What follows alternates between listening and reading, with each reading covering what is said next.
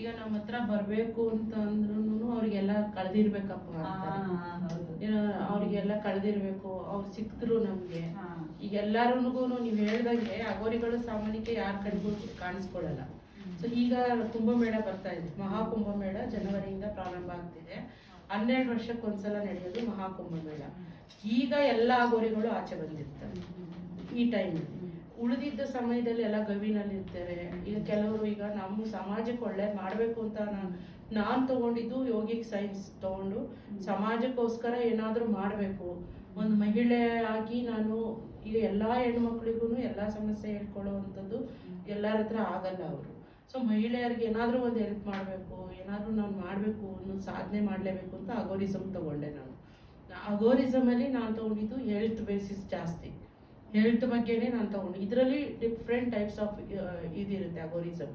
So ನಾನು ತಗೊಂಡಿರೋದು health ಬಗ್ಗೆ.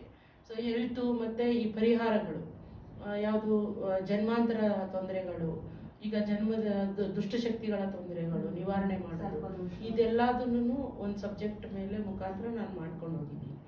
ಈ ರೀತಿ ಆ ಸಬ್ಜೆಕ್ಟ್ ನಾನು ಏನು ತೊಗೊಂಡಿದ್ದೀನಿ ಅದರಲ್ಲಿ ಪರಿಹಾರ ಮಾಡ್ಕೊಡ್ಕೊಂಡು